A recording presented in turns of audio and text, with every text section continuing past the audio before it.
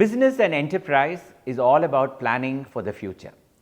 But we can never forget the fact that there is a long past, a route that we have taken to come to a certain position of success. And when you have a company like Parry, which has been around for almost 2.5 centuries, and a holding company like the Murugappa, which has been around for almost 125 years, there's bound to be a lot of history intertwined with the growth of these organizations.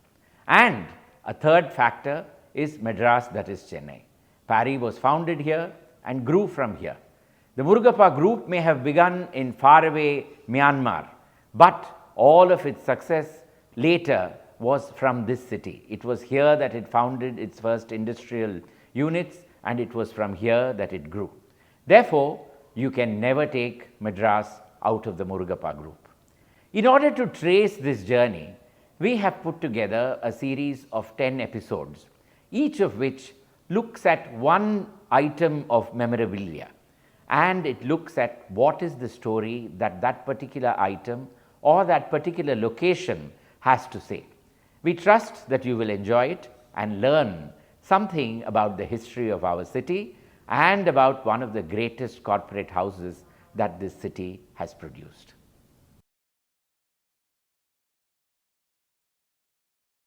Here we are standing at the boundary pillar of the Esplanade. In 1746, the French came and conquered Madras, and they left 3 years later and the British came back. The moment they returned, they deemed that everything that stood between this point and Fort St. George to the south was a security threat. And so they demolished everything and cleared an entire open area which was named as the Esplanade.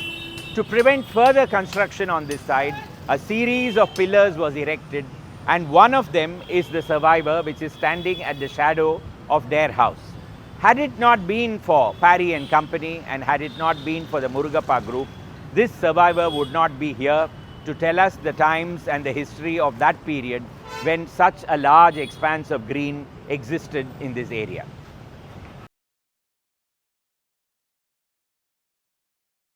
Here we are at historic Parry's Corner. Parry and Company was founded in 1788 in Fort St. George, and in 1800 Edward II Lord Clive declared that no commercial entity can survive inside the fort and they'll have to move out. Thomas Parry was the first businessman to move out, and in 1803 he negotiated for the purchase of this space. At that point of time, there was nothing over here. No NSC Bose Road, no Rajaji Salai. The sea came right up to the point where I am standing because the sea has receded after the construction of the harbour. This was really land's end. Royapuram was a village that was very far away, and therefore this came to be the place where Parry had his office, and this came to be known as Parry's Corner. The name has survived from 1803 till date, and it will survive forever. It's one of the major landmarks of this particular city. I'm standing next to a silver replica of their house, presented by the architects Ballardy Thompson and Matthew of Calcutta in 1939. Old Parry House, which was a straggling Indo-Saracenic structure that stood here, had served its purpose by the 1930s, and the talk turned towards demolition of the building and the construction of a new office block in keeping with modern architecture of that time. And therefore, it came up in true Art Deco style, and even today it remains one of the jewels of Art Deco as far as Madras city is concerned. The logical name of this building should have been Parry House. But then Parry had borrowed money, like all of us when we build houses, and it had to pay the EMIs. And for that, it had to take in tenants. And some of the tenants, including the US consulate, asked as to why the name Parry had to appear on their letterheads. Free publicity, they said. And therefore, the building was named Dare, after J.W. Dare, the second partner of the company.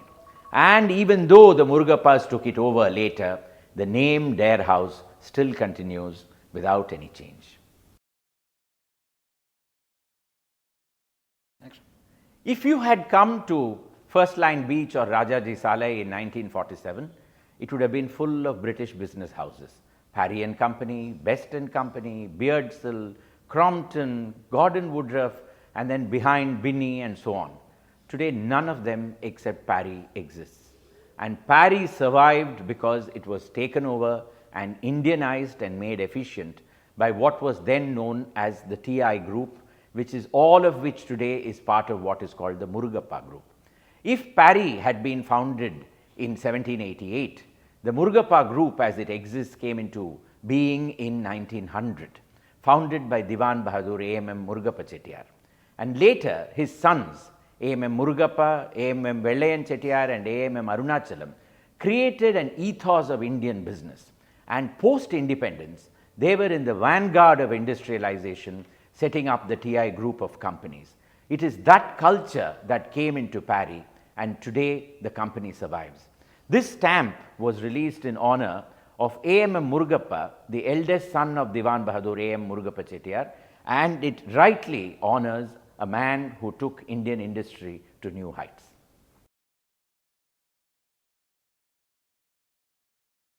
Salem today is a well-known center for steel production.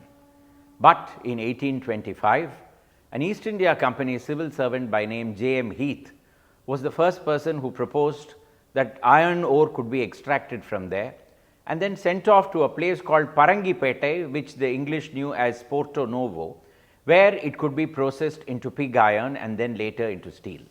The government of Madras, led by Sir Thomas Munro, was most enthusiastic and lent money.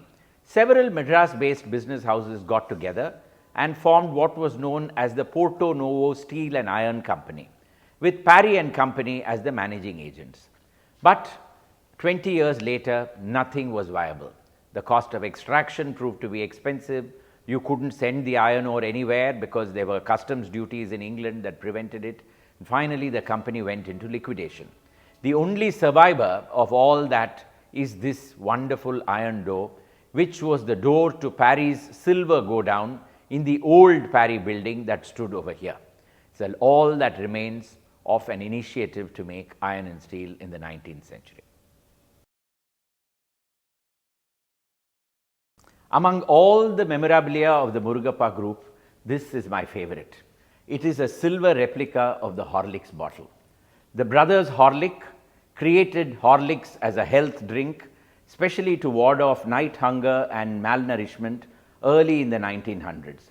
By the First World War, troops were bringing Horlicks into India and it became very popular. And by 1916 or so, Horlicks had to be distributed in the country. And therefore, the company began to look for agents, and Parry, with its vast network, became the ideal choice. The relationship was to continue for 70 long years, and it was only in 1986, by which time Horlicks had been taken over by other companies and they had their own network, that the agreement ceased. And that was when this bottle was presented in eternal gratitude for all that Parry had done for creating a brand and its identity in India. In the long line of technological advances coming right up to present days WhatsApp and email, this is yet another marker. And Parry has been witness to practically everything. It must have started off in the time of the pigeon post and the runner. And then when Parry moved into First Line Beach, the company, along with other companies of that time, founded the Madras Chamber of Commerce, and they lobbied hard for the building of infrastructure, which is why the railway station came up at the end of this road at Royapuram. The post office came up over here in the 1880s, and then in between came the telegraph, then came airmail, telephones, international dialing, and then the present day email and so on. And Parry has had a role to play in each one of them. The first telegram from Madras was sent out by Parry and Company to their partners in England. The first international phone call was made in Madras by Parry and Company by Sir Charles Wood, who was then the chairman, with a receptionist, with a stenographer sitting next to him and taking notes, and another stenographer sitting at the other end and taking notes. And we have the airmail as well, with letters going from here. The first airmail from Madras had a Parry letter as well in it. For a group that started in 1900 and for one of its constituent companies that began in 1788, it is but natural that there would be a lot of history that has been documented. Prior to the Murugappa takeover, Parry had two books. The first one came out in 1938, Thomas Parry, Merchant of Madras by Sir Gerald Hodgson, who was also a chairman of the company. And then in 1954 came Parrys of Madras by Hilton Brown. Post the takeover, we've had some wonderful books. The first one, Parry 200, published in 1988, was by N.S. Ramaswamy, the veteran journalist, and S. Muthiah, the chronicler of Madras. It traces the entire history of Parry and Company. At the same time, the Parry story came out as a coffee table book with a lot of interesting visuals talking about the legacy of Parry as it is spread at various locations. Two of the great pioneers of the family, M.V. Arunachalam, after his passing, a book recalling M.V. came about, compiled by Chensal Rao, the journalist, with a series of tributes by various people who knew the late Sri M.V. Arunachalam. And then comes my favorite, which is Looking Back from Mool Main, which is the story of A.M.M. Arunachalam, the pioneer and the great industrialist of the family, as written by Mr. S. Muthiah. While it is the biography, it is also a biography of the Murugappa Group, and it tells you all about the ethos and the culture of this industrial house. The Murugappa Group started in 1900, and then in 1924 came the A.M.M. Foundation, which is the charitable arm of the group. For 100 years, it's been doing work in healthcare, in education, in sports, in science, you name it, and it has been involved in all the noble causes. This book came out this year, written by yours truly. When we talk of Madras, we can never forget S. Muthiah, the chronicler of the city who brought its history alive for several decades. He was a close friend of the Murugappa Group. He had written Parry 200, and the Murugappa Group was a great supporter in publishing several of Muthiah's works. The first of these, Madras, the Gracious City, is a fantastic introduction to the architectural heritage of this wonderful metropolis.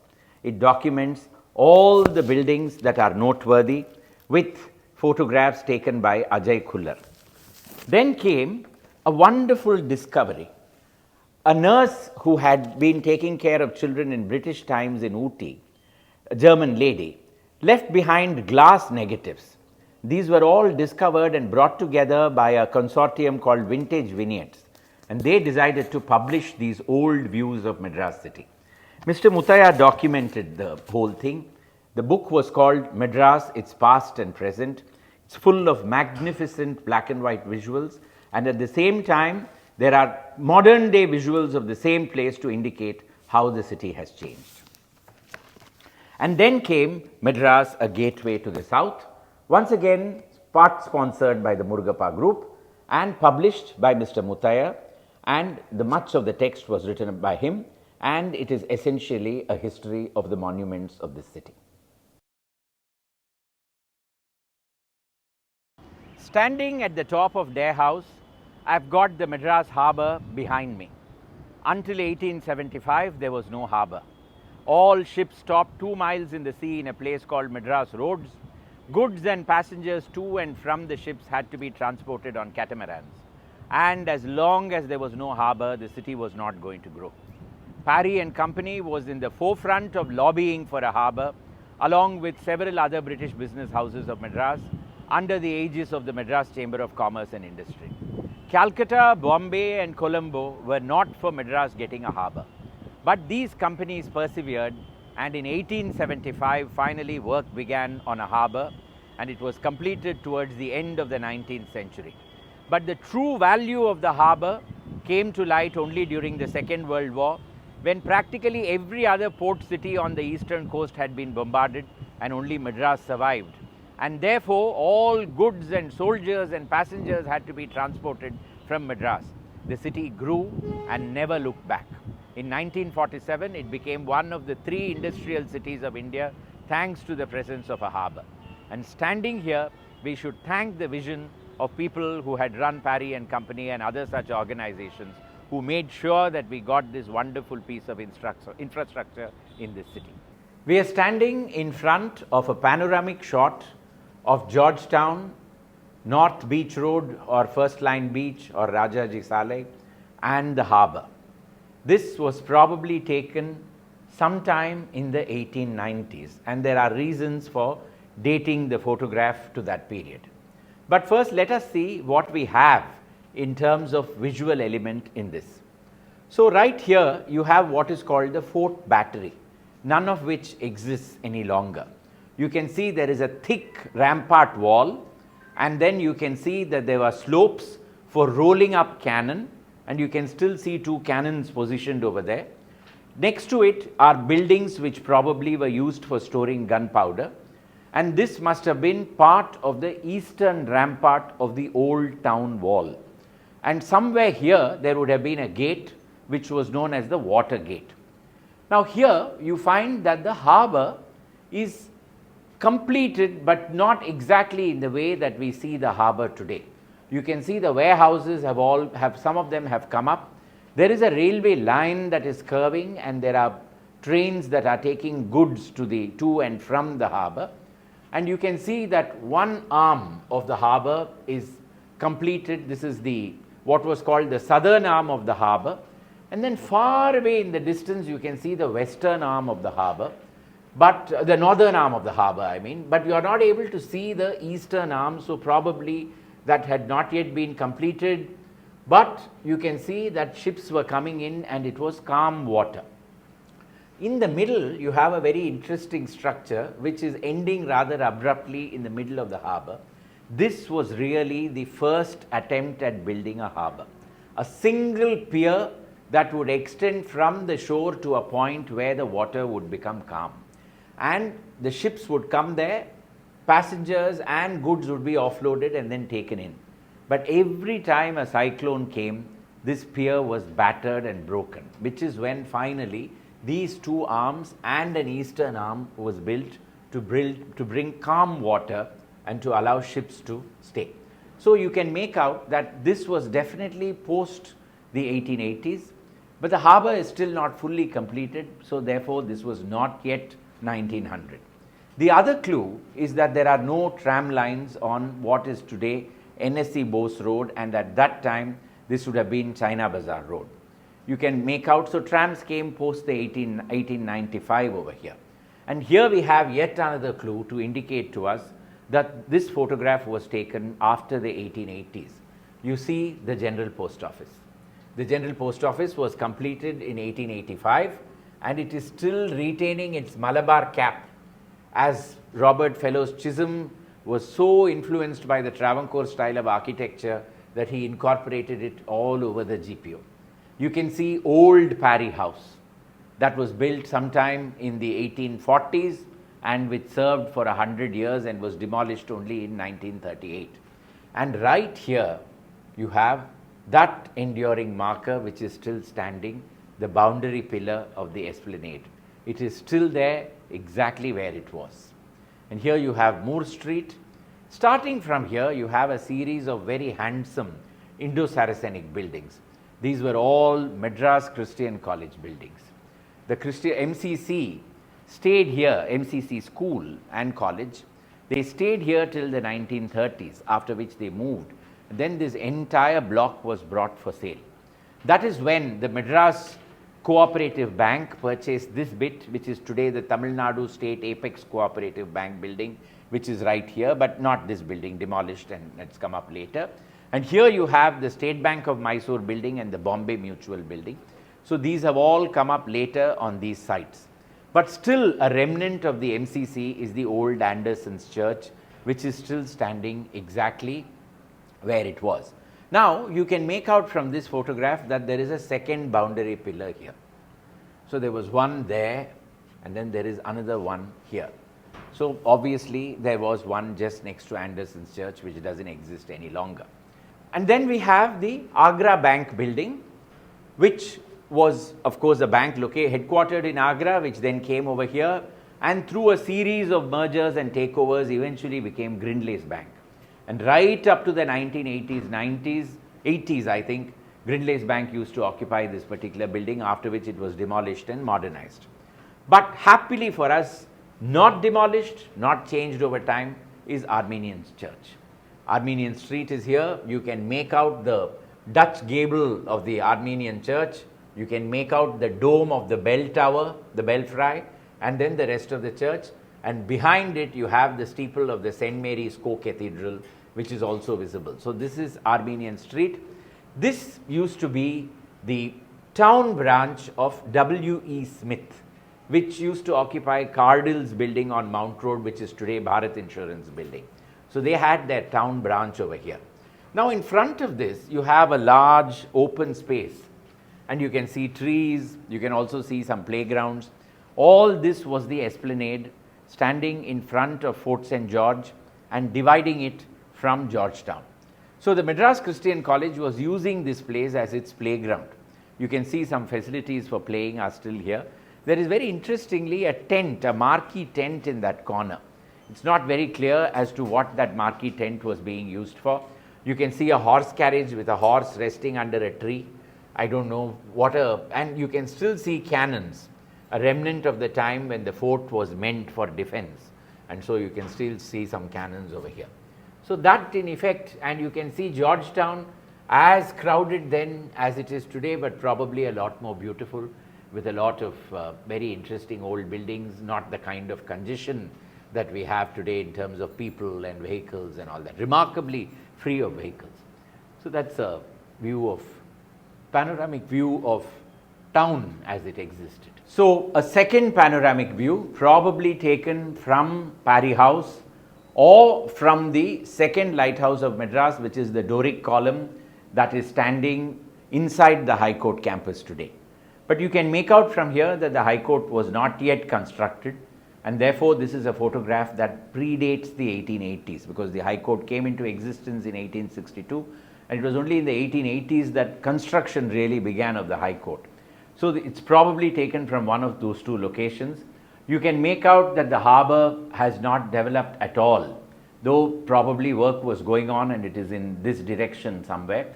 And the sea hasn't receded, which also indicates to us that work had not yet progressed on the harbour. You can see how close the sea was coming to Fort St. George. This is Parry's Corner. This curious structure was probably Kelly's Bottle, which is where the drain of Madras was finally being let out into the sea. Once in a week, they would open the top of Kelly's Bottle and all the accumulated foul air would come out of it and permeate and then go off, drifted away by the sea breeze. This probably was that structure. You can make out the fort walls in a way that you can't make them out today. You can clearly see the boundary of the moat, which is going all around the fort. Here you have the flagstaff, at that time the tallest flagstaff in the whole country, 148 feet of one piece of teak wood, rescued from a ship in 1688, and that at that time was probably flying the Union Jack. Then you have certain other buildings. You can make out St. Mary's Church over there, and the oldest Anglican church east of the Suez Canal. And then you have got the Exchange building, which is today the museum.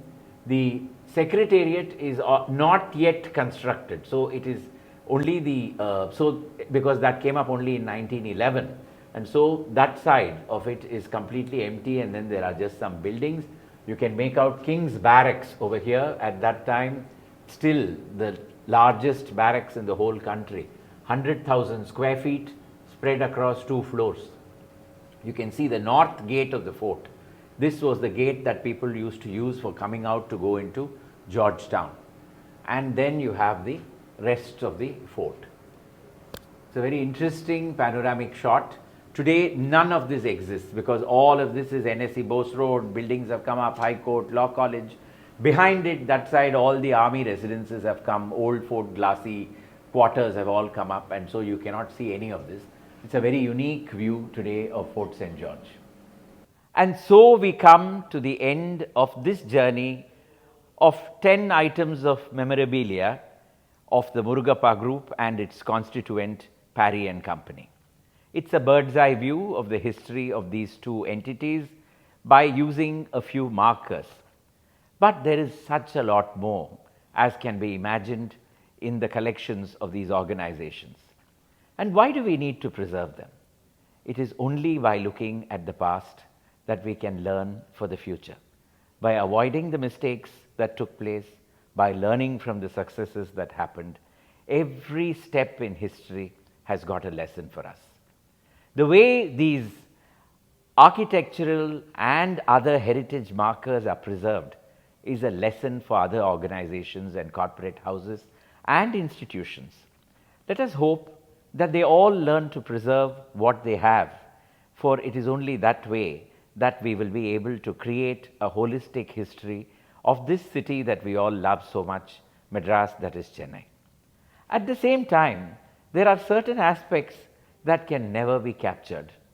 A certain way of doing business, a certain set of principles, of ethics, of core values. These can never be captured on camera or in terms of objects.